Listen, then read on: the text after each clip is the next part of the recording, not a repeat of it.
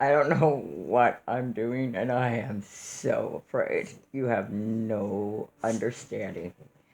It's me. I am Fed Up Granny, 62. I am Chatty Great Granny, 62, and something else. I don't know what. I have platforms everywhere, and I hate that. And today is Tuesday. Mondays are usually the beginning of a work week, but my work week begins when I am given my marching orders, and I've spent another night sleepless for a lot of reasons that are really good. And I'm finally ready, I think, to come out of the closet with who I am.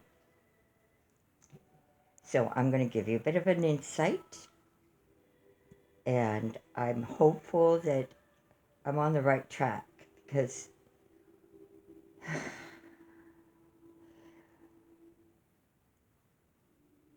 you know the person who coined the phrase ignorance is bliss.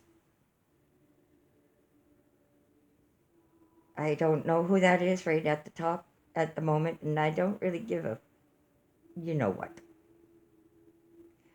Um, I'm trying very hard to keep my language appropriate, and I want you to know, despite appearances, and I don't know what those appearances might look like to the people that have subscribed to my channel, which are 7. Now, I don't know if that's really 7 people, but you're in for a ride. And I am putting in motion a lot of things that scare the living shit out of me. Excuse me, forgive me. But and I don't even want to go to the point of explaining it because I don't want to, I don't, I don't know what I'm doing. This is all things that I'm just flying by the seat of my pants here. Um, I'm going to say a couple of things so to sort of bring it into context. I signed up for Understanding Yourself. UnderstandingMyself.com. Oh my God. I'm about to embark on that, so I don't know what I'm going to feel comfortable sharing. But I don't know if you've been able to pick it up yet. But honest to God, I'm struggling with understanding because the world is kind of hard to figure out. And I've been trying to figure it out since I was 2, at least to my recollection. I've given birth to a beautiful boy who remembers his birthing experience. I know we're not supposed to remember this stuff. I know we're not supposed to be tapping into these areas of our brain, but our brain has a big capacity. And there are some of us in this world, I believe, who struggle with that brain because we're not meant to have it, really. I mean, we don't even want it, frankly, because it scares the living shit out of you. And you're constantly on a path that you really don't have any control over because you're searching. It's called, I think some people call it seekers. For me, it wasn't so much that I was seeking, it was that I was learning. And that's an interesting concept. And I think there are some people out there, for better or for worse, have this insight on things that they don't like, or they do. And both are scary because one thing that I've learned is that a responsibility comes with that kind of an insight. And that responsibility is to try to make the right choices. And we each are human beings. And as such, we can screw that up big time. And I don't know who out there is gifted as well as me. I know it doesn't look, I suspect Robin Williams. I don't know if you guys know who that is, but Robin Williams might have been one of those people. I loved him. I know he was a little bit older than me, but he coined a phrase that I stick with, and I have it in my head all the time. It was something like, I feel like two tufts of hair and a raw nerve ending. It goes something like that. I'm bad at that sort of thing because I'm not an expert on anything, but I know these things that I think might be of use to people that are like me, I hope. But anyway, the point is, when I think of Robin Williams' interpretation of what two tufts of hair look like and a raw nerve ending, I think of a cartoon, and it's a hairball with that's been singed, you know, and still smoking.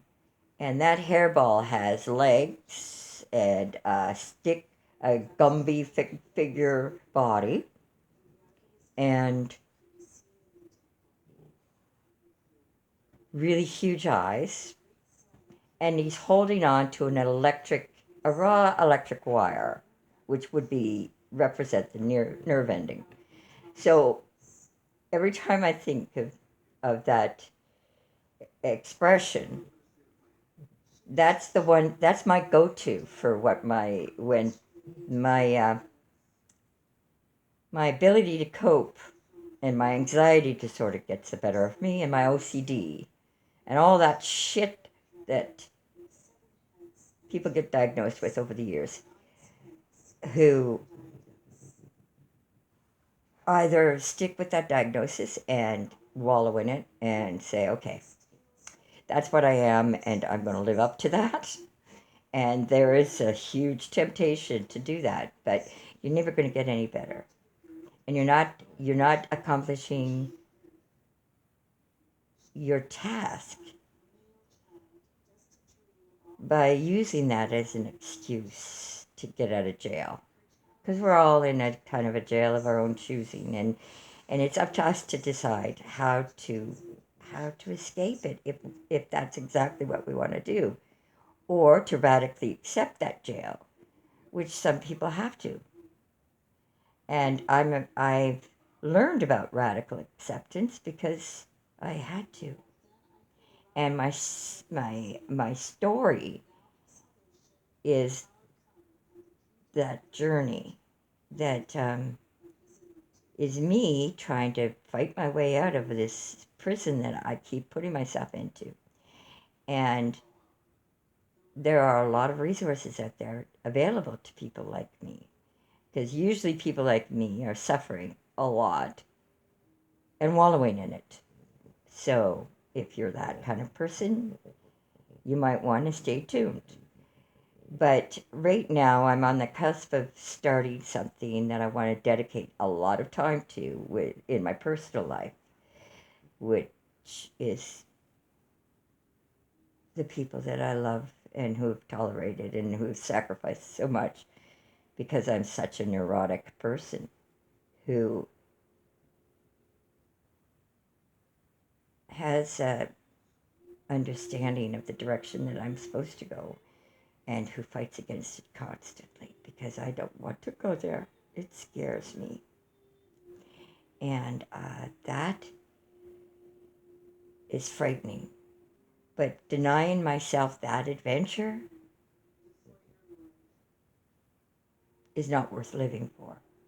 So I have an adventure that I'm going on, and I want to take people with me because I feel like this adventure is going to teach me a lot. And if it can teach me something, it might be able to teach somebody who's meant to go on it with me a little something. I don't know, but I've got some people that I've reached out to that scares me that I've done it because I've put on a face my entire life. I was a banker in in that's what I was. And as a banker, you got to put on a face. I was a military brat. As a military brat, you have to put on a face. I've taken all my faces away, and that's why I look like I do. That's why this tooth that's messed up because of my chronic infections that I get my whole life long. There are a lot of things that are weird about me, but they're true. And and the most frightening part of this journey was the discovery that it's true. So I'm past that. I'm no longer really afraid. Other than I don't want to hurt the people that I love the most, and um, I'm hopeful that this understanding myself uh, test that I took on Dr. Jordan Peterson's website. That's a plug if I'm doing that sort of thing yet. But I've been constantly seeking out understanding. I mean, you might have an intellectual ability that you don't deserve. I'm one of those people because I didn't earn it. It was a gift. And that gift has a bit of a sting, but it's a beautiful thing. It's a beautiful thing because the experiences and the understanding that you come out of at the end of it that feeling that you get when you understand, okay, so that's what that was about. Okay, I got my legs swept out from under me. I call it the sweeping of the feet. That's when I get sent to my bedroom. Sometimes that's a metaphor. Sometimes it's true. I do go into my bedroom because it sometimes is the only safe place for me. And that is an understanding that I knew when I was a tiny, tiny, tiny child. And there are those of us who love those experiences as much as we love the experiences that give us the joy. Because without understanding pain in a uh, sacrificial way and an offering up way, you can never really understand joy. And that, I think, is a way of scientifically proving the existence of a soul. And there are people out there that have a stronger connection with that existence than others. And science can't explain it yet. But what if we're all, science is capable of explaining it? Mr. Elon Musk, I just recently subscribed to your channel too because I feel like you're on a journey too. Shia LaBeouf, another one on this kind of a journey. There are Father Spitzer from EWTN, oh my goodness. On that, Mother Angelica was on that journey. I mean, there are so many people. Other people that I suspect were on that journey are people like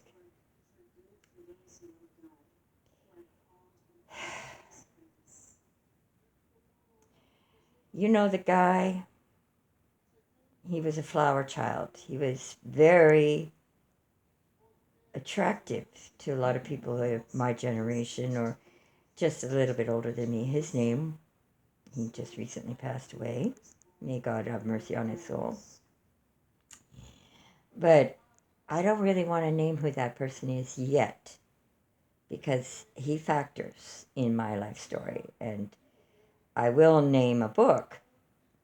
The book is called Helter Skelter, and it's about a journalist who went seeking. There were a couple of other journalists who went seeking. It sort of took a turn for the worse, I suspect, because they weren't open-minded enough. And they produced a documentary about the Ted Bundy. And I've contemplated the title of a biography already, because I'm a journaler, not a journalist. And there's a huge difference between the two. So I have a journey that I've got on record. And some years ago, I decided to start putting that record in a more public format, which is what this is. And I have an electronic footprint that scares the life out of me, because I know what that electronic footprint is capable of. And I've always known what that is capable of. And that's part of my journey as well. So that's it for today. I have no idea what time of day it is, but I do know that I'm watching for the 1000th time the Fatima Mass on, I think it was originally aired on EWTN, and the cardinal that's presiding over the Fatima Mass is an auxiliary cardinal, I believe, of the Toronto area. St. Michael's Basilica factors deep, intricately in my journey, as well as St. Augustus Seminary. So I've got my feet in a few kettles of fish. There's also another channel that I monitor, and I don't know why, but I'm so deeply attracted to it. And but I do know why, because I love this guy. His name is Michael. That chapter. And Joe and Joe. And may God rest his soul. There was another Joe who was desperate as me and saw me through some pretty dark times there in the 2019. Mr. Musk should investigate the tall tale of Fatima. That might be where he's being called to see whether or not there is an ability to prove scientifically that there is a God, a higher power, or whatever your mind is open enough to investigate, because I think God speaks to each and every one of us in a language we only can understand. And, the universe is pretty exciting. Mother Angelica understood that, because God throws something out there. Like one of the things that he threw out to scientists in Antarctica was this thing called neutrinos. And it's something that's matter, but it can pass through the body. Yes, I know. Freaky. No real scientific explanation for that shit. Excuse my language. I'm sorry for that stuff. But they're being able to discover it as technology, as everything evolves, including us. The more time we spend learning, the more time we spend contemplating, the more access we get to understanding. I think that's the message for today. Today is Tuesday, December the 6th. I'm about to embark on some serious mental health care issues that I need to address, and my project that's not for monetary gain, but more for the work that I feel called to do. And my hope is that this journey will be entertaining, but it's going to be nothing like what you've seen so far on this YouTube channel, Margie C's YouTube channel, because I think I figured out a way to connect all my stuff. I just have to get in touch with the platform Vimeo and pay them. So, because they're the people that are the beginning of my journey, really. You know, you guys, YouTube thinks it's the beginning. No. Daily Wire thinks it's the beginning. No. Rumble thinks it's the beginning. Maybe. It's either Rumble or Patreon. And I don't know about local. I know that I've reached out to Viva Frog. I've reached out to a lot of people, weird as it is.